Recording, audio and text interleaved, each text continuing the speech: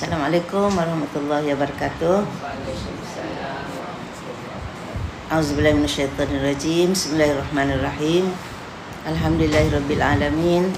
Wassalatu wassalamu ala sayyidil mursalin wa ala alihi wa sahbihi ajmain. Rabbi shrah li sadri wa yassir li amri wahlul 'uqdatam min lisani yafqahu qawli. Alhamdulillah, masih dalam suasana hari raya. Semoga Allah Subhanahu Wa Taala terima amal ibadah kita, ya, korban kita. Raya ni raya korban. Kalau tak korban tu macam tak lengkap hari raya kan. Alhamdulillah.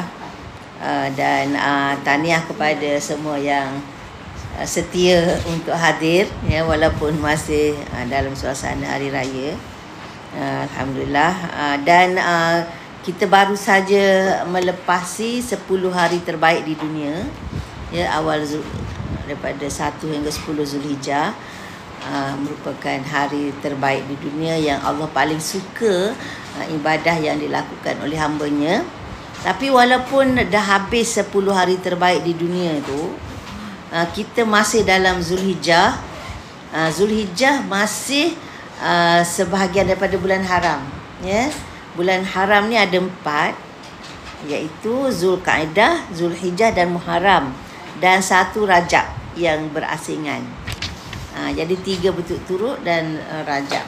Jadi bulan haram ni memang ada sebut dalam Al-Quran, surah At-Taubah. Kenapa dia dipanggil bulan haram? Bulan haram maknanya bulan yang sangat dimuliakan, bulan yang sangat dihormati, yang mana amalan dalam bulan haram ini sangat digalakkan.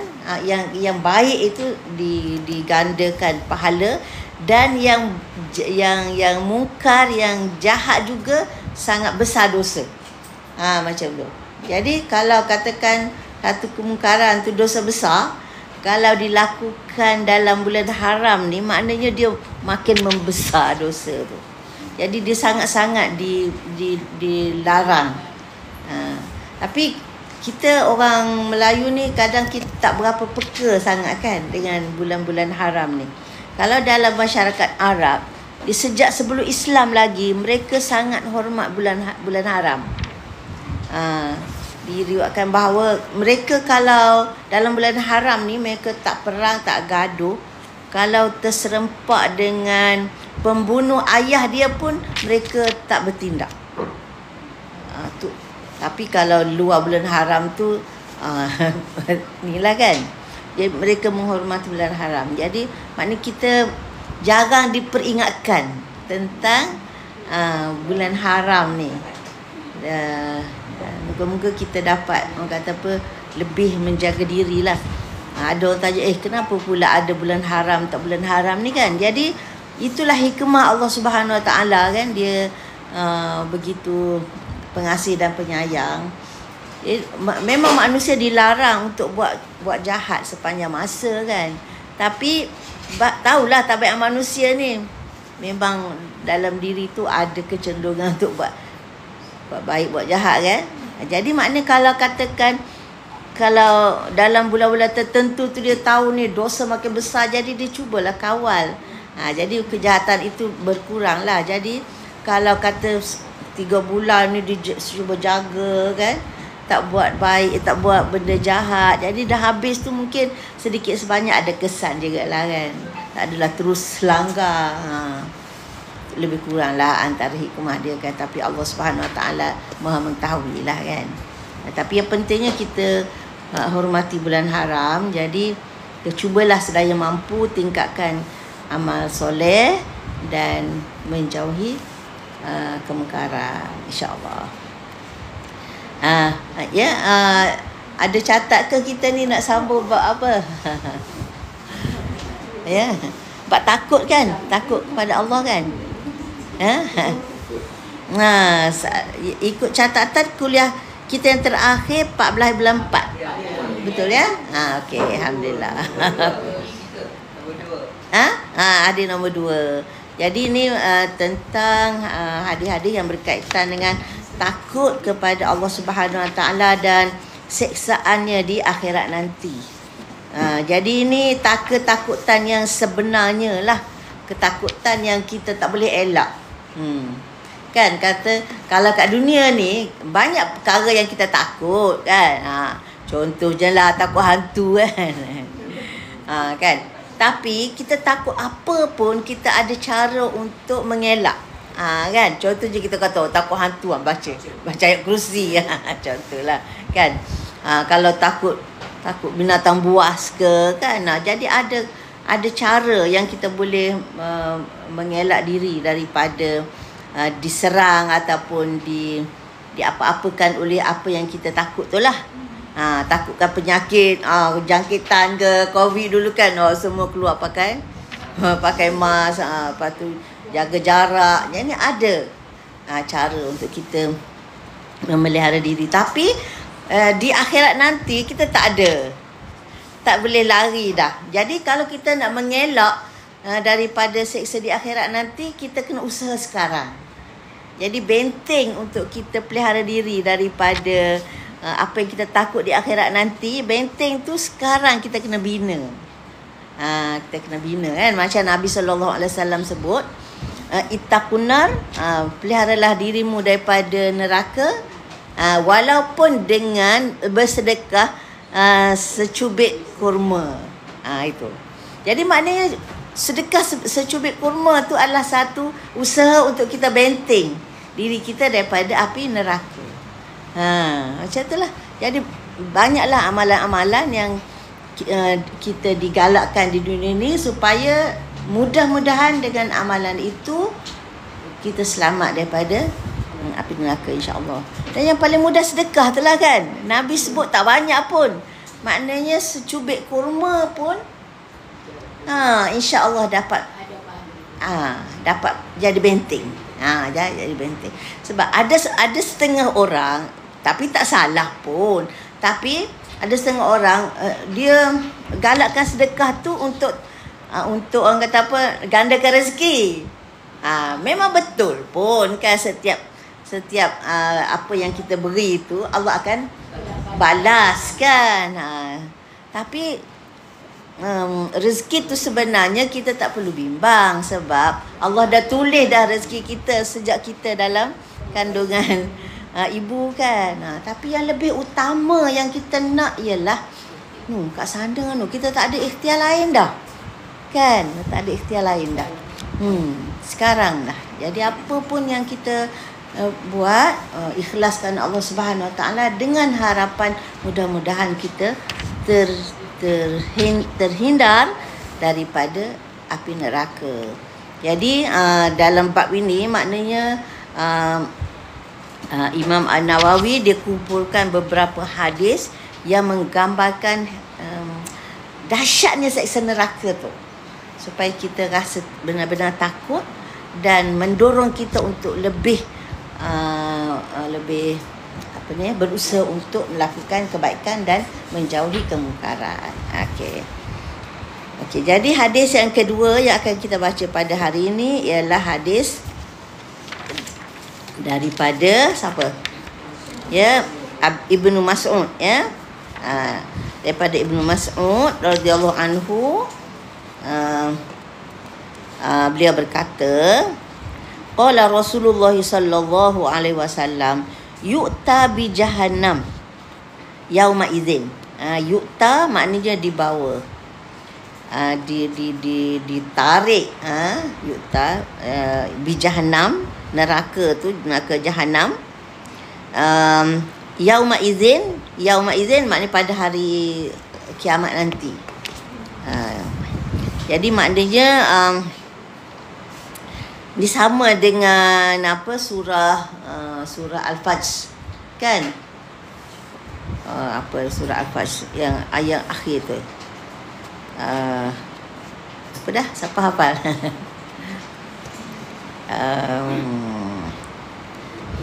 Apa yang ada dekat akhir, dia nak tebuk akhir-akhir, lupa kena baca lagi. Apa dia?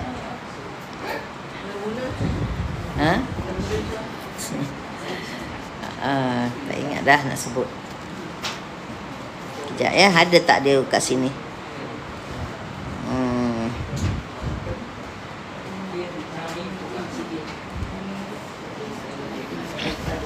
Ha? Ha? Ha? Tak ingat. Cuba buka Quran tu. Ada handphone ke apa? Surah Al-Fajr. Tengok yang akhir tu.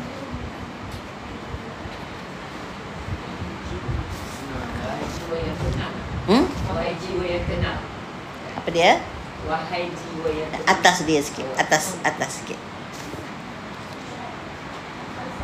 Surah Al-Fajr. Itulah yang bawah dah. Dekat bawah. Dekat akhir dah. Ada sebut perkataan Jahannam jugalah. Ada. Apa? Supaya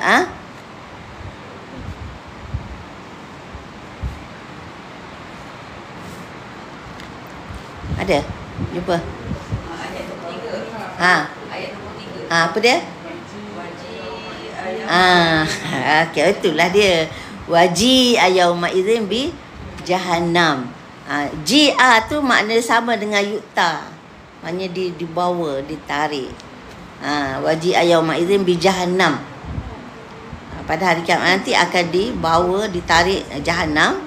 Lepas tu yauma idzillah ya tazakkarul insanu wa anna lahu zikra. Jadi maknanya dia kata dari mana dibawa neraka Jahannam tu. Jadi dia menggambarkan seolah-olah neraka Jahannam ni Allah dah sediakan di satu tempat. Kemudian bila tiba masa orang yang akan dihukum tu masuk neraka tu, bukanlah diheret orang tu pergi masuk sana. Dibawa neraka tu mari kat dia. Jadi memberi gambaran yang lebih menggerunkan kan. Maknanya kita duduk kat sini diheret neraka mari depan kita. Na'udzubillah lah. Bukan kita lah minta-minta ya, bukan kita. Macam itulah waji ayauma idzin bi jahannam. Jadi dia kata yukta bi jahannam yauma idzin laha sab'una alfa zimam. Jadi diheret dengan apa? 70,000 zimam. Zimam ni macam tali tu. Kalau kita tengok kita nak heret haiwan tu kan, lembu tu, dia ikat kat hidung tu kan. Tu. Itu tali itulah dipanggil zimam. Jadi kalau lembu nak heret lembu tu satu je tali tu kan. Tapi ni neraka Jahannam ni ada berapa banyak? Sab'una alfa. 70,000. Sama mana tak tahulah kan. 70,000 ma'akulli zimam. Setiap zimam tu, setiap tali tu, sab'una alfa malak. Satu tali tu ditarik oleh 70,000 malaikat. Jadi 70,000 kali 70,000. Berapa ramai malaikat? Berapa kali? 70,000 kali 70,000. Jadi tali ada 70,000. Setiap satu tali tu ditarik oleh 70,000 malaikat. Maknanya menggambarkan besarnya, beratnya, hebatnya nak bawa mari ke depan orang yang nak dimasukkan ke dalam tu. Allahu akbar. Kan? Itulah Nabi nak gambarkan betapa dahsyat. Jadi macam seolah-olah dia kawah kan. Dia dah sedia ke satu tempat. Lepas tu nak campak orang dalam tu. Bukan nak kutip-kutip pergi campak sana. Tapi tarik, bawa ke sini. Siapa yang ada? Na'udzubillah. Kan? Itulah gambarannya hadis riwayat Muslim. Jadi setiap zimam ada 70,000 malaikat yang menariknya. Jadi dia kata di sini nak disebut 70,000 tu menggambarkan ramai yang menarik. Sebab dalam bahasa Arab ni biasa kalau dia nak cerita banyak dia cakap 7. Jadi 7 tu tidak semestinya angka 7. Tapi nak menggambarkan sangat banyak, sangat ramai. Mungkin bilangan sebenar lebih tu daripada 70,000. Kan?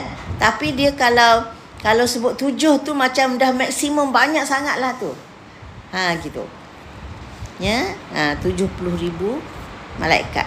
Jadi tidak semestinya boleh bilang 70,000. Sebab dalam bahasa Arab bila kata 7 tu dia menggambarkan banyak. Ya. Maknanya tak tergambarlah ya betapa besar dan betapa berat, betapa dahsyatnya. Jadi mudah-mudahan kita semua tak termasuk dalam orang yang akan dicampakkan dalam itulah. Na'udzubillah. Itulah yang kita minta selalu kan. Mintalah selalu. Jadi salah satu apa orang kata perkara yang kita boleh harapkan menjadi pendinding ialah sedekah. InsyaAllah. Ada juga orang yang Allah uji anak mati kecil kan. Itu semua tu Nabi sebut kan. Dia yang meninggal kecil tu semuanya akan menjadi pendinding mak ayah dia daripada api neraka.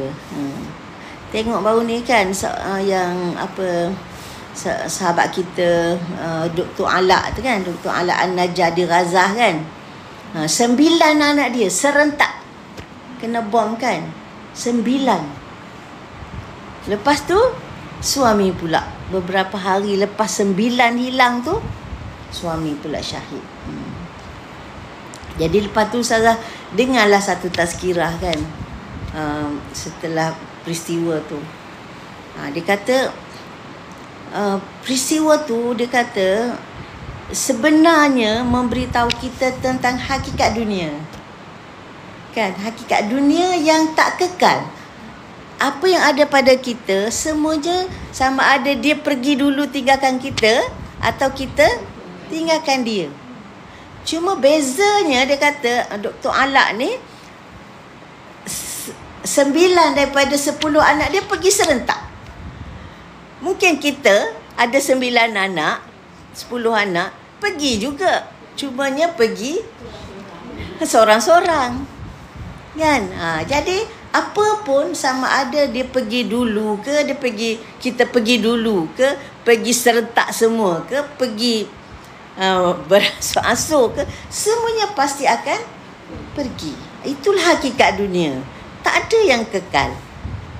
Ini baru berita kan, berita baru terbaca sebelum datang ni 15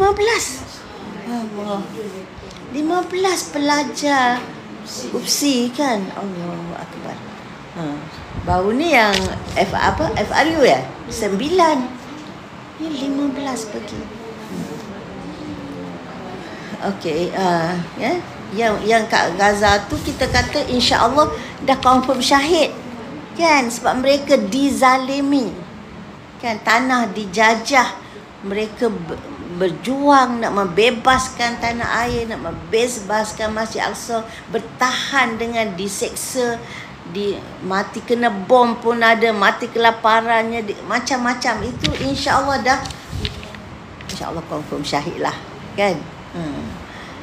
Tapi yang kat sini tu ialah kita harap macam itulah kan, sebab setiap musibah yang menimpa seseorang manusia itu walaupun sikit, walaupun kecil, Allah akan hapuskan dosa. Jadi kita harapkan dengan musibah yang menimpa tu mudah-mudahan memberikan ganjaran besar buat mereka lah insya-Allah. Tapi itulah hakikat dunianya. Jadi apabila kita tahu hakikat dunia tak akan kekal, jadi kita janganlah sangat janganlah sangat orang kata kemas sangat pegang dunia ni kan. Sampai semuanya sayang tak boleh apa. Sayang macam mana pun tiba masa Allah nak ambil. Jadi yang penting kita jadikan apa yang ada pada kita, yang Allah beri rezeki pada kita di dunia ni untuk menjadi bekalan bekalan kita di sana, menjadi pendinding kita daripada api neraka, insya-Allah, mudah-mudahan. Itulah yang kita harapkan. Okey. Okey. Itu hadis yang kedua. Jadi memanglah kita tak boleh nak bayangkan. Jadi Nabi sebut tu untuk orang kata apa, mendekatkan kefahaman kita yang hakikat sebenarnya Allah Subhanahu Wa Taala sajalah yang Maha mengetahui. Okey. Ada nak tanya apa-apa ke? Belum. Okey, insya-Allah kita pergi hadis yang ketiga. Hadis yang ketiga, wa anin Nu'man bin Bashir radhiyallahu anhuma qala sami'tu Rasulullah sallallahu alaihi wasallam yaqul. Daripada Nu'man bin Bashir radhiyallahu anhuma, dia berkata, sami'tu maknanya saya telah mendengar, ya.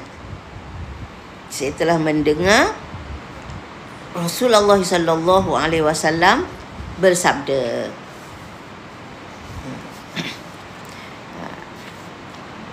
Inna ahwana ahlin nari azaban yaumal qiyamati la rajulun yudha'u fi akhmasi qadamaihi jamratani yaghli minhuma dimaghuhu ma yara anna ahadan ashadda minhu azaban wa innahu la ahwanuhum azaban. Ya, muttafaq alaih. Dia kata, saya mendengar Rasulullah sallallahu alaihi wasallam bersabda, inna ahwana, inna tu sesungguhnya, ahwana ni mana paling ringan. Ya, ahwana mana dia paling ringan. Ahli nar azaban, ahli neraka azab. Maknanya azab paling ringan. Itu kalau maksud dia, ya. Azab paling ringan, ahli neraka yang paling ringan azabnya yaumal qiyamati, pada hari kiamat nanti. Masuk neraka juga ni. Tapi maknanya neraka tu banyak derajat, banyak tahap, dan cara seksa tu pelbagai. Dia macam-macam, ya.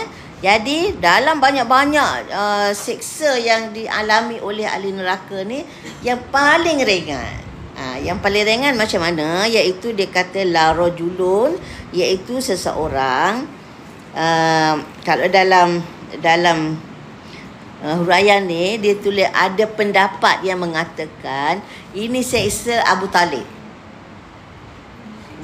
Abu Talib pak saudara Nabi tu. Sebab dia kan bermati-matian mempertahankan Rasulullah sallallahu alaihi wasallam kan. Tapi dia tak beriman sampai akhir hayat. Jadi walaupun dia baik sangat, jaga Nabi, berkorban apa semua, dia tak berhak masuk syurga, tetap masuk neraka. Jadi bagilah diskaun. Bagi diskaun paling ringan.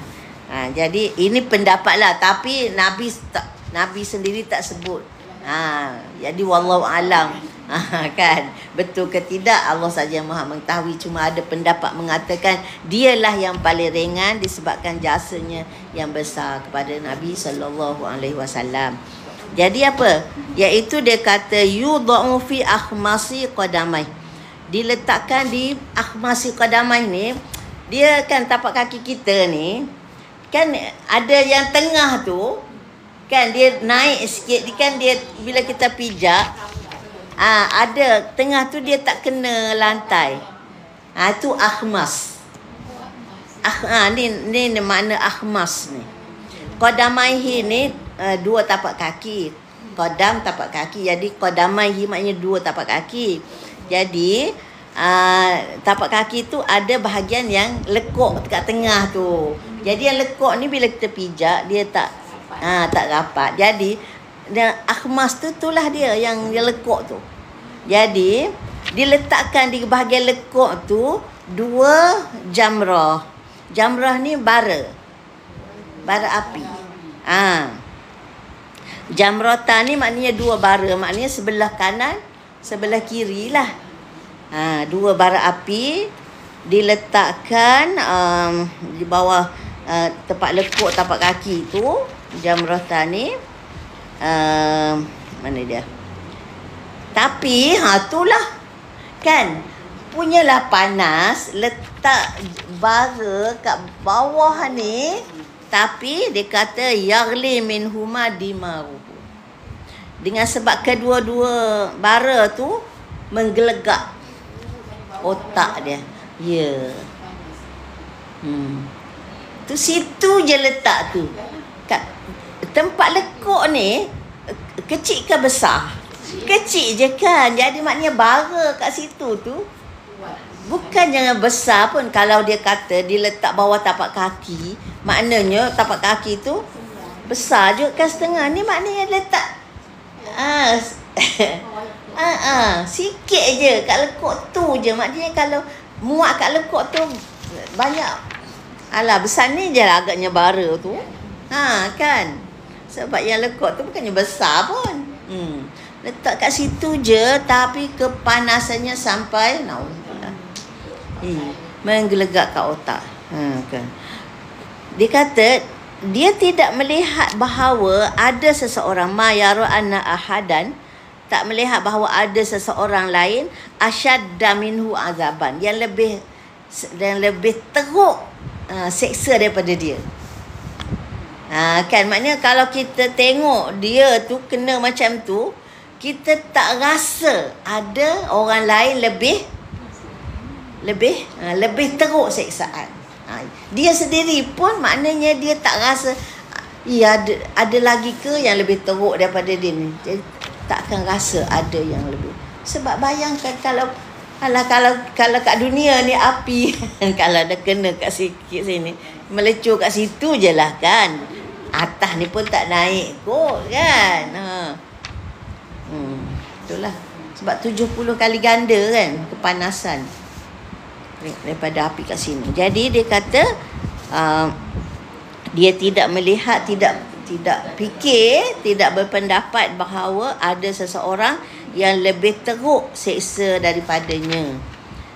Wa innahu la'ahwanuhum azaban. Tapi sebenarnya dia itulah yang paling ringan daripada kalangan ahli neraka, daripada siksa dia. Muttafaq alaih, ya. Hadis riwayat Bukhari dan Muslim.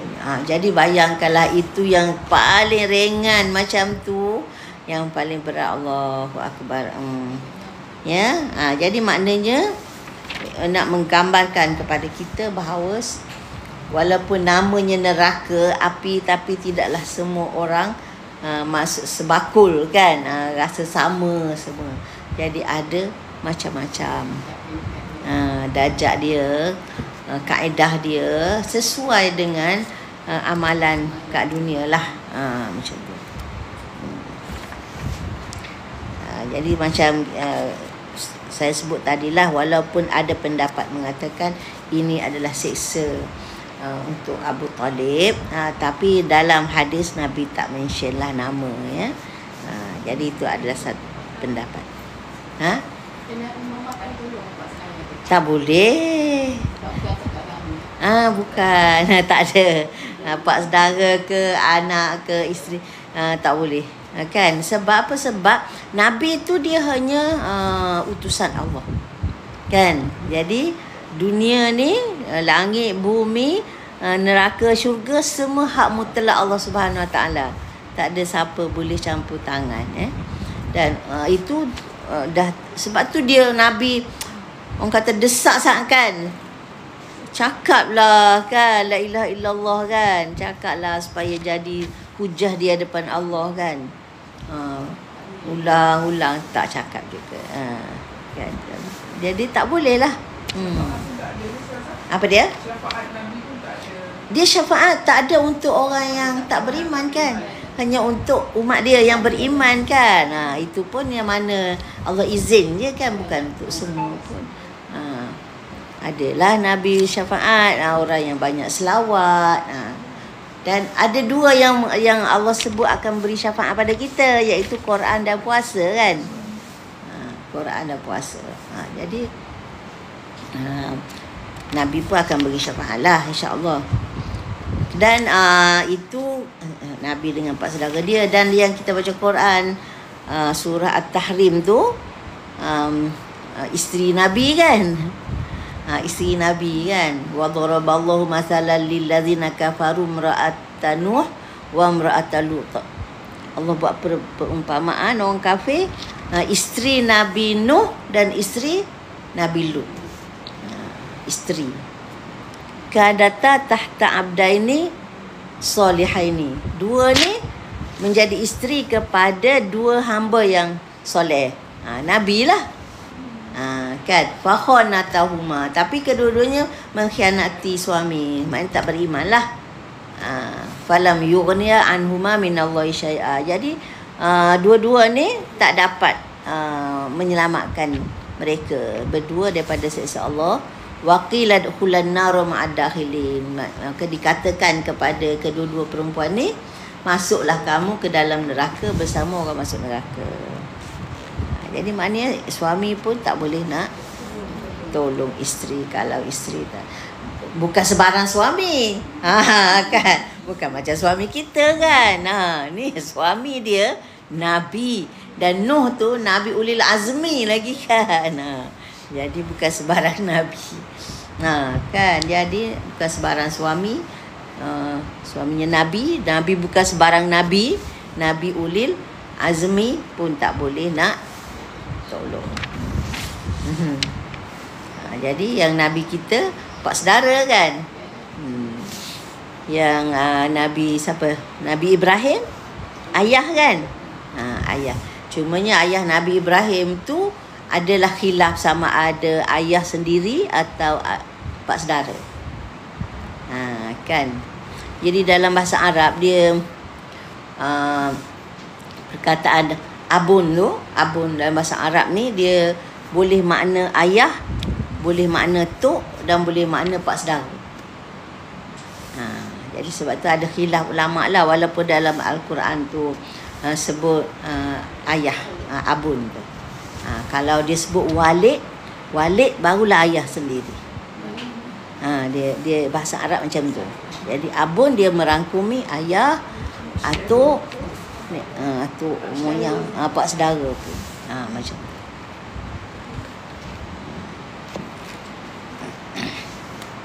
Okey, Nabi Nuh kan Allah uji isteri tak ikut, anak pun ada tak ikut kan. Anak sendiri yang ikut lemas bersama orang-orang kafir tu. Jadi maknanya nak menunjukkan bahawa syurga, neraka, dunia, akhirat, langit, bumi, lillahi ma fis samawati wa ma fil ard. Milik Allah apa yang ada di langit dan apa yang ada di bumi. Okey.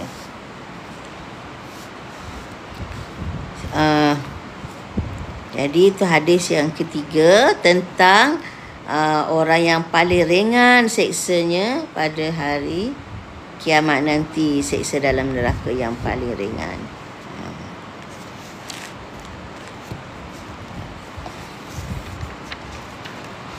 Okey, hadis tu muttafaq alaih, iaitu Bukhari dan Muslim.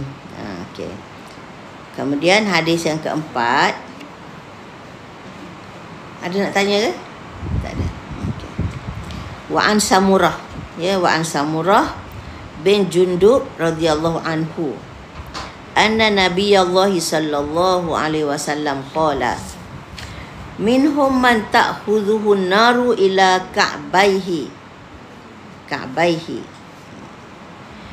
wa minhum man ta'khudhuhu ila rukbatayhi wa minhum man ta'khudhuhu ila hujzatihi wa minhum man ta'khudhuhu ila tarquwatihi ila tarquwatihi. Rawahu Muslim. Okey, jadi tadi yang paling ringan bawah tapak kaki tu, bawah lekuk tapak kaki. Jadi yang ni Nabi ceritakan tentang lain-lain daripada tu. Ni bukan yang paling ringan dah lah ni. Okey, daripada Samurah bin Jundub radhiyallahu anhu, anna Nabi Allah sallallahu alaihi wasallam qala, bahawa Nabi sallallahu alaihi wasallam bersabda, minhum, Maknanya minhum ni maknanya sebahagian daripada mereka. Mereka di sini ialah ahli neraka. Ya. Jadi sebahagian daripada ahli neraka, man ta'khudhuhun naru ila ka'baihi. Orang yang dibakar dengan api neraka sehingga ke buku lali. Ni dah naik lah. Bukan takat tapak kaki tu. Ya. Jadi kalau dah tapak kaki pun dah gelegak sampai ke otak. Jadi kalau dah sampai ke buku lali tu, tak tahulah kan. Tak tahulah macam mana nak gambarkan. Jadi ka'baihi, buku lali.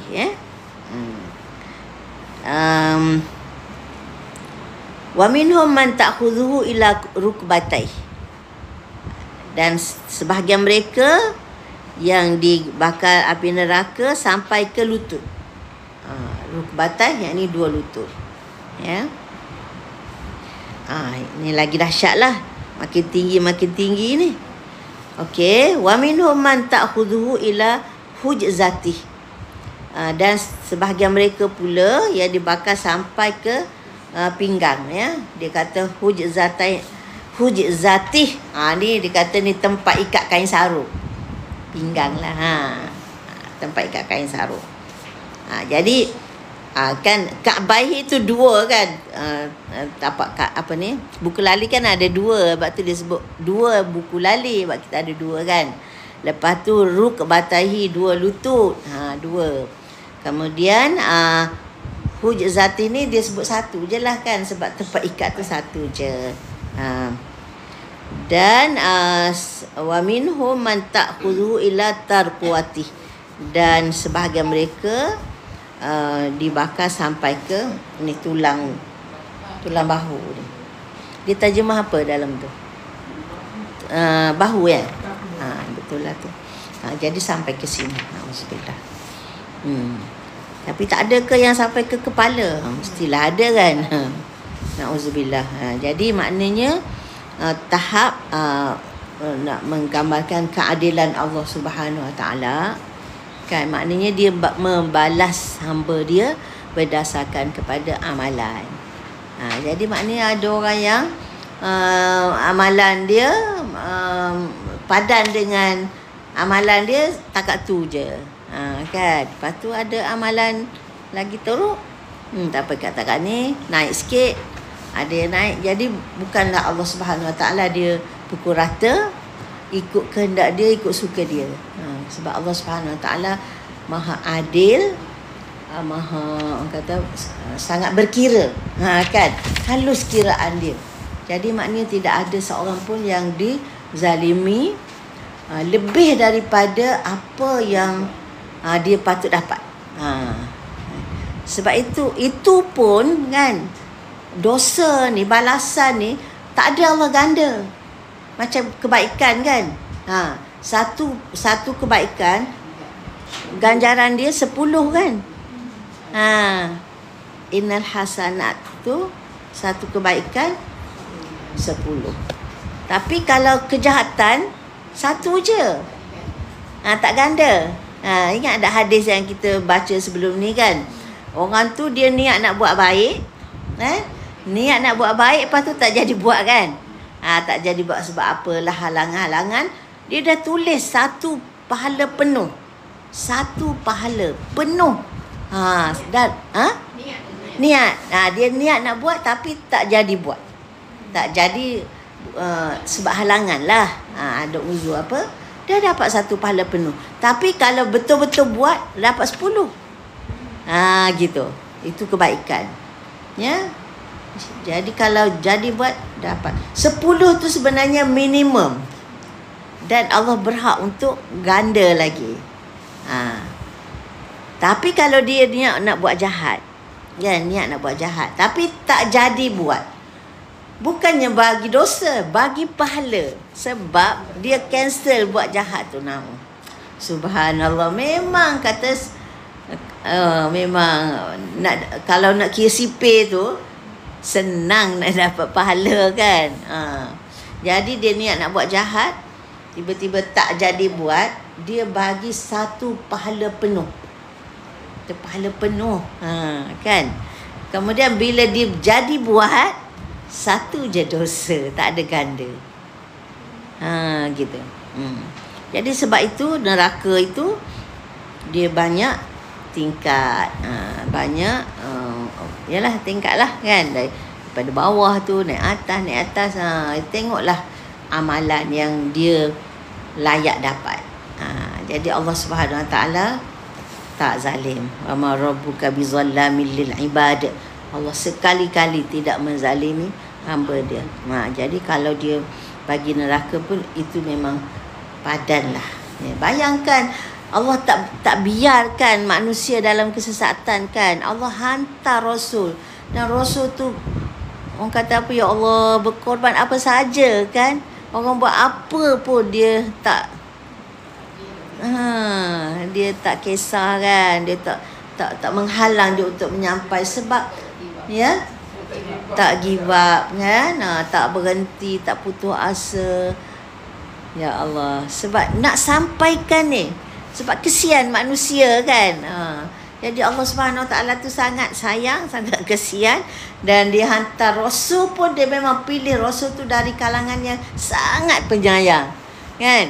Sangat kasihan. Jadi sampaikan apa ni, bersungguh-sungguhnya nak sampaikan ni. Tapi itulah, tak nak dengar juga. Padahlah nak buat macam mana. Dan kau tak nak dengar.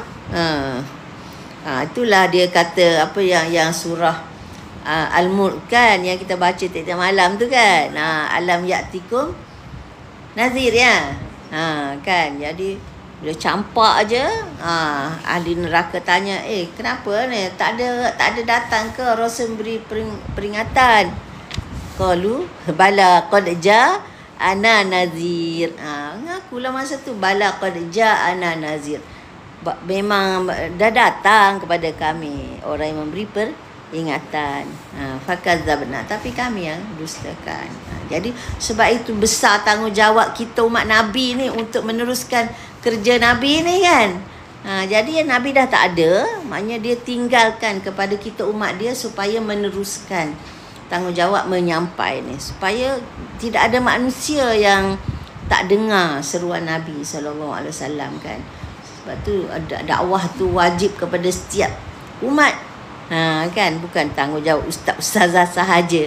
Siapa-siapa kena menyampai. Nabi kata balighu anni walau ayat. Sampaikanlah daripadaku walaupun satu ayat. Berusahalah sampaikanlah sikit-sikit kan. Semoga semua orang dapat dengar seruan Nabi sallallahu alaihi wasallam dan seramai kita dapat selamatkan seramai orang daripada api neraka insya-Allah. Ya. Keluargalah yang dekat dengan kita kan. Dan Nabi SAW pun dulu dia mulakan dengan keluarga kan. Wa anzir ashiratakal aqrabin. Berilah peringatan kepada keluargamu yang dekat. Nabi SAW dia itulah dia mula-mula dikumpul keluarga, jamu makan kan.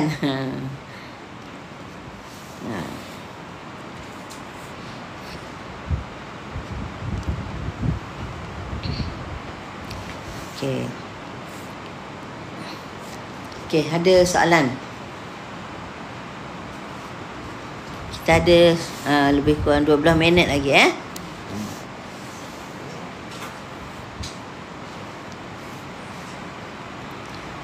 Berapa lama dia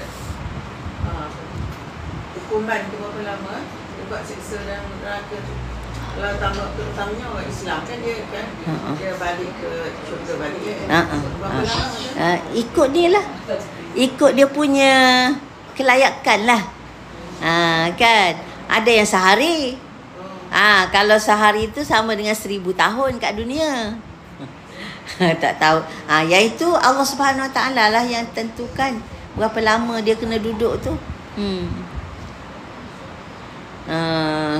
Memanglah kalau selagi ada iman sebesar zarah kan, dan di syahadah, akhirnya dia akan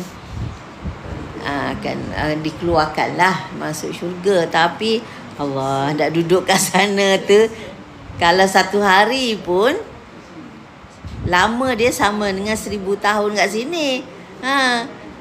Duduk dalam sakit tu, kan, duduk dalam sakit.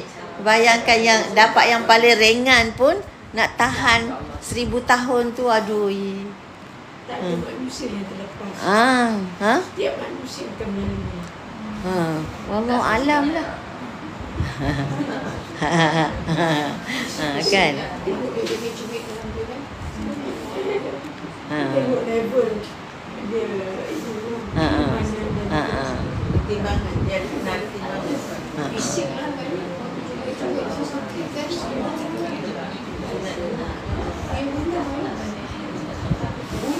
Buat lama nak tahan sakit cubit kan. Itulah. Itu nak jerit ke nak apa ke, memang tak boleh nak lari dah kan. Sekali jangan boleh semua orang. Apa dia? Dia seksa tu sekali sentak semua orang sekali. Dia bukan seorang-seorang dia Tak semestinya kan, sebab kan Allah Subhanahu Wa Taala kan dia hisap dulu kan di pada mahsyar tu kan. Dia hisap. Lepas hisap tu masuk ke ataupun tunggu semua orang habis hisap ke baru buka ke, wallahu alam. Tak boleh nak bayangkan kan. Ya, jadi kan dalam surah Al-Mulk tu dia sebut faujun kan. Iza ulqu fiha faujun kan. Apabila dicampakkan satu grup. Jadi mungkin Allah grupkan dulu yang sama level, satu grup campak. Wallahu alam kan. Lepas tu yang level lain pula digrupkan campak. Itulah wallahu alam kan. Kita pun tak tahu. Tak boleh nak gambarkan yang kita itu, kita kena rasa takut. Kan, macam mana nak hilangkan rasa takut tu? Kena banyakkan amal. Jauhkan diri daripada neraka.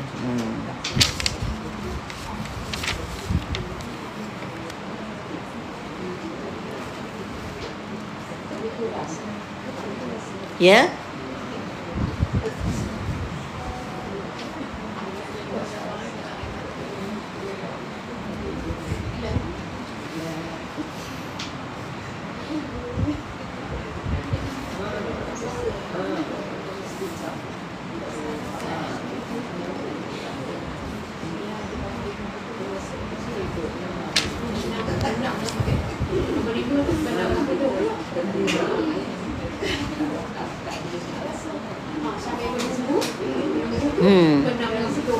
Itulah.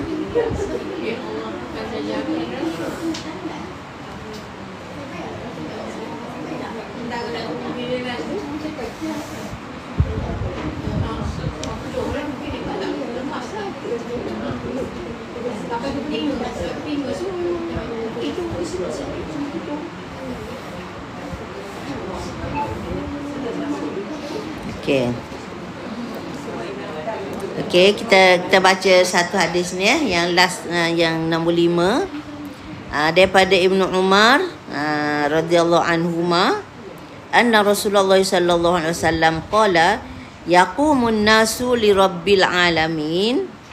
Manusia bangkit ya untuk menghadap Tuhan Rabbil Alamin ni, hatta yaghiba ahaduhum fi rashhihi ila ansafi udhunaihi. Dia kata manusia bangkit ni, bangkit daripada kubur lah ya, berhimpun di padang mahsyar tu. Dalam hadis ni dia tak sebutlah selama mana kan terpaksa berdiri kat padang mahsyar tu. Dalam syarah ni dia ada sebut 300 tahun. 300 tahun berdiri tu. Nak menunggu selesai semua tu. Jadi hatta yaghiba ahaduhum, sehingga salah seorang, maknanya ada sebahagiannya tenggelam fi rashhihi, dalam peluh. Kan, sebab berpeluh dengan matahari sejengkalnya, dengan keadaan yang stresnya, keadaan sesaknya, berpeluh-peluh, sehingga ada yang tenggelam dalam peluh dia sehingga ke cuping telinga. Gitu. Hadis ni pun muttafaq alaih. Jadi maknanya bukan semua tenggelam sampai ke cuping telinga tu. Semuanya berpeluh, tak boleh nak inilah kan. Tapi dalam hadis lain dia sebutlah ada yang peluh dia sampai kat kaki je, macam dalam neraka lah juga kan. Ada yang sampai dia ni paling maksimum lah ni, sampai ke sini. Dia kata ada dalam huraian dia sebut, dia kata ada yang peluh tu macam lidah berjilat-jilat nak masuk mulut. Macam mana wallahu alam lah, agaknya macam ombak lah kan. Jadi macam mana pula orang ni tenggelam sikit, tenggelam banyak kan, sedangkan semua berkumpul tempat sama. Inilah kuasa Allah Subhanahu Wa Taala kan. Dia boleh buat apa yang dia ni kan. Jadi artinya kita walaupun berjiran dengan siapa-siapa, tak semestinya kalau dia lemah banyak tu kita pun lemah banyak tu. Tak semestinya. Jadi dia kata kadar lemas dalam peluh tu mengikut kadar amalan masing-masing. Tapi yang pentingnya nak menggambarkan keadaan sangat dahsyat, kan, kepanasan yang tak boleh nak kawal. Dah panas lagi, nak cari kipas tak ada, penghawa dingin tak ada. Lepas tu dengan keadaan stresnya, tertekannya, takutnya macam mana, tak berpeluh-peluh. Masa tu kan semua boleh kan. Wallahu alam. Kan. Bangkit memanglah dalam keadaan tak ada baju, tapi lepas tu Allah pakaikan baju ke, wallahu alam. Tapi ada hadis yang kata orang yang pertama dapat baju Nabi Ibrahim alaihissalam, harap-harapnya Allah bagilah kot, kan, baju sahabat. Jadi Aisyah pernah tanya Nabi, dia kata, kalau macam tu masing-masing duk tengok ke? Nabi kata keadaan lebih dahsyat daripada nak fikir tengok arah orang kan. Kita duk fikir selamat ke aku ni, tak ada masa dah. Tak ada masa nak tengok arah orang, dah duk fikir kat diri aku ni apa nak jadi ni, selamat ke tak selamat ni, kan. Jadi Allahu akbar. Keadaan yang kita wajib lalui, tak boleh lari kan. Tak boleh nak bayangkan, dan kita memang tak boleh ngelak, tak boleh lari, kita mesti hadapi. Jadi itulah tujuan yang kita baca hadis ni, supaya kita bersedia kan, mempersiapkan diri supaya kita terhindar daripada kedahsyatan hari kiamat tu, sama ada sebelum masuk neraka, apalagi kalau janganlah apa kata dihukum dengan masuk neraka, nauzubillah. Kita saling ingat mengingatilah, insya-Allah, supaya kita semua selamat. Kalau tak jumpa dalam syurga salah seorang daripada kita ni, kita mintalah pada Allah Subhanahu Wa Taala, ya Allah, mana kawan aku ni, kan, dia selalu dengan saya pergi kuliah dengan tazkirah, kan, dia kat mana ni, kan, kita saling carilah, kan. Memang ada hadis diizinkan kita cari, tanya khabar kawan-kawan kita, dan kita minta tolonglah supaya Allah selamatkan kawan-kawan kita, insya-Allah. Okey, jadi kita sampai hadis yang ke-5.